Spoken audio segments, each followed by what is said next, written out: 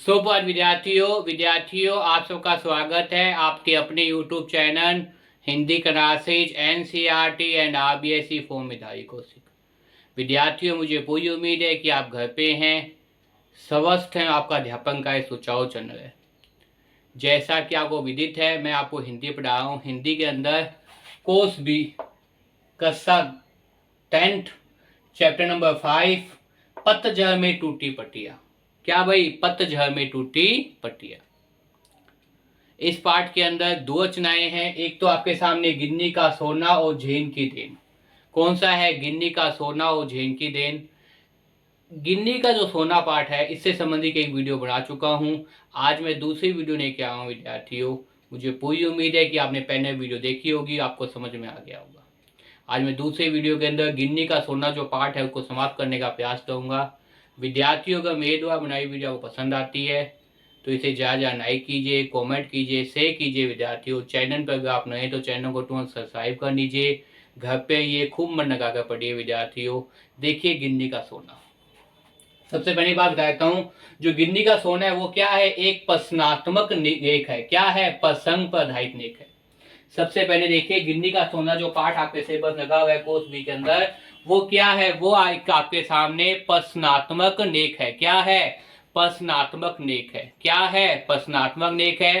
कहने का अभिप्राय ये है कि ये प्रसंग पर आधारित लेख है। क्या है? प्रसंग पर आधारित लेख है। क्या? प्रसंग पर आधारित एक लेख है। कौन सा? वही गिन्नी का सोना। कौन सा? गिन्नी का सोना। दूसरी बात देखें तो इस लेख में लेखक ने आदर्शवादिता, उपयोगितावादिता और व्यवहारवादिता, इस लेख में क्या भाई? गिन्नी के सोने में। किसमें? गिन्नी के सोने में लेख में आदर्शवादिता, उपयोगितावादिता और व्यवहारवादिता, तीनों में ही क्या किया है? सामंजस्य स्थापित करने का प्रयास किया है। तीनों में क्या किया है? सामंजस्य स्थापित करने का प्रयास किया है। किस किस में? दोबारा याद कर लीजिए विद्यार्थियों। एक तो आदर्शवादिता, सबसे पहला तो आदर्शवादिता। दूसरा क्या है? उपयोगितावादिता। दूसरा क्या है? उपयोगितावादिता। तीसरा क्या है? व्यवहारिकता। तीसरा क्या है? व्यवहारिकता। आदर्शवादिता कह दीजिए, उपयोगितावाद कह दीजिए और व्यवहारिकता कह दीजिए। इन तीनों में क्या करना है? सामंजस्य स्थापित करना है। क्या करना है? सामंजस्य स्थापित करना है। इसका प्रयास किया है लेखक ने। किसने भाई? लेखक ने। और लेखक का नाम क्या है? रविंद्र केनेकर। लेखक का नाम अगर पूछा जाए तो लेखक कौन है? रविंद्र केनेकर। रविंद्र केनेकर। लेखक का नाम कौन है? रविंद्र केनेकर। ये आपके जो एक पाठ के आइटम है, इस पाठ के लेखक हैं। कौन से पाठ के भाई? पतझड़ में टूटी पटिया। और पतझड़ में टूटी पट्टियों के अंदर आप क्या पढ़ेंगे? गिन्नी का सोना। दो चैप्टर हैं और एक आप पढ़ेंगे झेन की देन। एक आप पढ़ेंगे झेन की देन। अब गिन्नी का सोना क्या है? एक प्रश्नात्मक लेख है। क्या है? प्रसंग पर आधारित लेख है। क्या है? प्रसंग पर आधारित लेख है। इस लेख में लेखक ने आदर्शवादिता, उपयोगितावादिता और व्यवहारवादिता, तीनों में क्या किया है? सामंजस्य स्थापित करने का प्रयास किया। मतलब तीनों को एक साथ समझाने का प्रयास इस लेख में लेखक कौन है? रविंद्र केनेकर ने किया है। मुझे उम्मीद है आपको यहाँ तक समझ में आ गया होगा। उसके बाद देखिए विद्यार्थियों,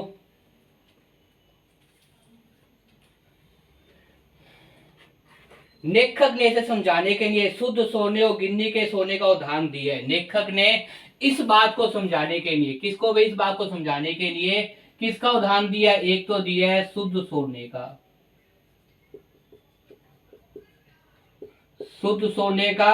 और दूसरा क्या दिया है? गिन्नी के सोने का उदाहरण दिया है। गिन्नी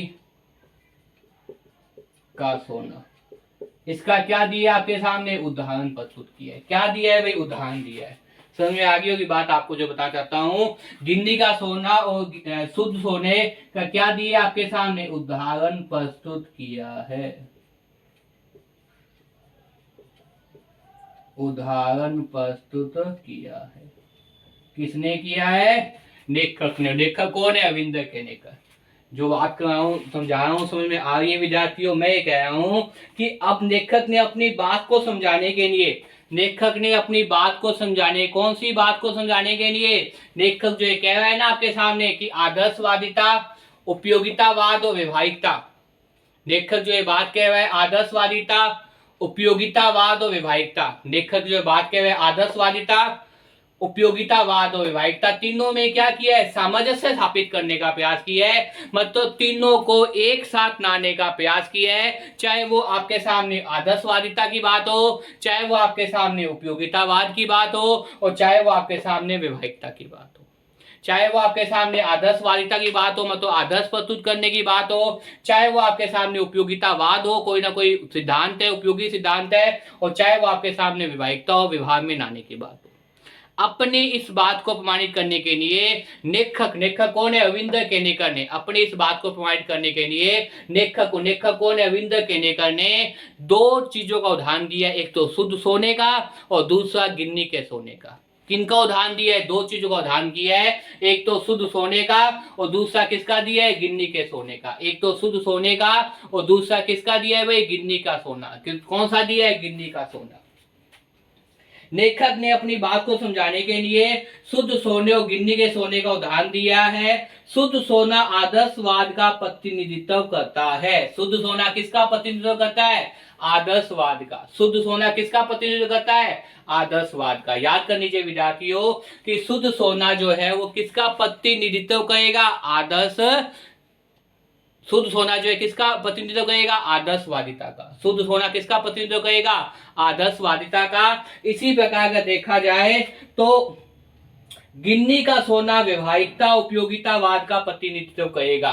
गिन्नी का सोना जो है वो उपयोगिता व्यवहारिकता उपयोगितावाद का प्रतिनिधित्व करेगा। गिन्नी का सोना किसका प्रतिनिधित्व करेगा, गिन्नी का सोना जो है वो आपके सामने व्यवहारिकता का उपयोगितावाद का प्रतिनिधित्व करेगा। किसका करेगा, व्यवहारिकता का उपयोगितावाद का प्रतिनिधित्व करेगा, नेतृत्व प्रदान करेगा उसे।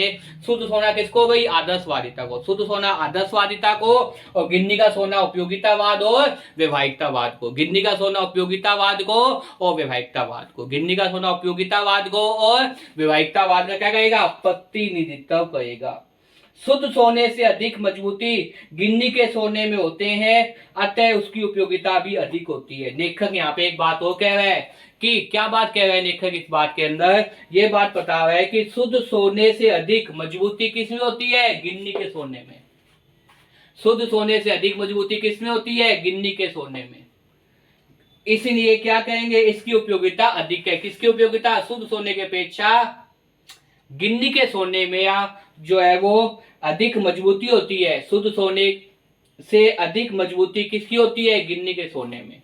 शुद्ध सोने से अधिक मजबूती किसकी होती है, गिन्नी के सोने में होती है। इसीलिए इसकी उपयोगिता बच जाती है। किसकी उपयोगिता बच जाती है, गिन्नी के सोने की। लेखक यहाँ पे एक पाठ के अंदर बता रहा है विद्यार्थियों कि शुद्ध सोने से अधिक मजबूती, शुद्ध सोने से अधिक मजबूती किसकी होती है, गिन्नी के सोने में होती है। किसकी में होती है, गिन्नी के सोने में होती है। इसीलिए इसकी उपयोगिता बढ़ जाती है। किसकी उपयोगिता बढ़ जाती है, गिन्नी के सोने की उपयोगिता बढ़ जाती है। शुद्ध सोने से ज्यादा जो उपयोगी है, शुद्ध सोने से ज्यादा जो मजबूत है वो क्या है, गिन्नी का सोना है। इसीलिए गिन्नी के सोने की उपयोगिता क्या कर जाती है, बढ़ जाती है। क्या कर जाती है, बढ़ जाती है।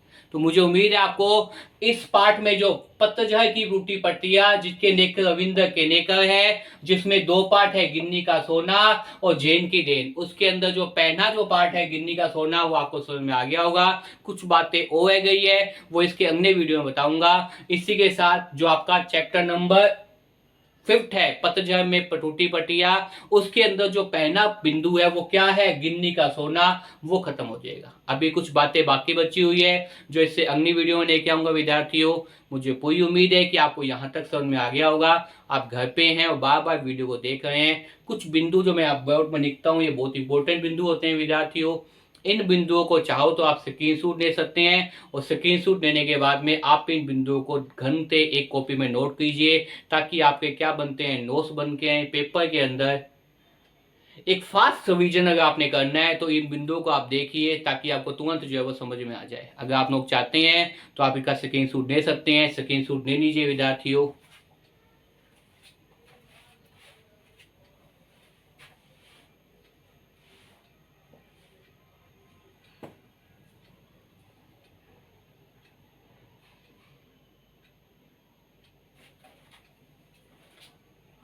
मुझे उम्मीद है विद्यार्थियों आपने स्क्रीनशॉट ले लिया होगा। तो इसी के साथ विद्यार्थियों बार बार वीडियो को देखिए और याद करने का प्रयास कीजिए। और मेरे द्वारा बनाई वीडियो अगर आपको पसंद आती है तो इसे ज़्यादा ज़्यादा लाइक कीजिए, कमेंट कीजिए, शेयर कीजिए। विद्यार्थियों, चैनल पर अगर आप नए हैं तो चैनल को तुरंत सब्सक्राइब कर लीजिए ताकि ऐसी ही उपयोगी वीडियो आप तक मिलती रहे। तो पुनः घर पे रहिए, स्वस्थ रहिए, बार बार वीडियो को देखिए और याद करने का प्रयास कीजिए। और हाँ, आप सभी विद्यार्थियों को कल 22 अगस्त जो रक्षाबंधन का त्यौहार है, उस राखी के त्यौहार की मेरी ओर से सभी को हार्दिक शुभकामनाएं। ईश्वर करे कि आप हमेशा स्वस्थ रहें, परिवार के साथ रहें और खूब उन्नति करें, खूब मेहनत करें, अच्छे नंबरों से पास हो और इसके साथ ही अपना भविष्य निर्माण करें। तो पुण्य आपको हृदय से, गहराइयों से रक्षाबंधन जो कब आएगा, जो आपके 22 अगस्त को आएगा, उसकी बहुत बहुत शुभकामनाएं। तो घर पे रहिए, स्वस्थ रहिए। वीडियो को पसंद आए तो वीडियो ज़्यादा लाइक कीजिए, कमेंट कीजिए। चैनल पर अगर आप नए हैं तो चैनल को शेयर कर लीजिए और खूब मन लगाकर पढ़िए। वीडियो को बार बार देखिए और याद करने का प्रयास कीजिए। विद्यार्थियों, धन्यवाद।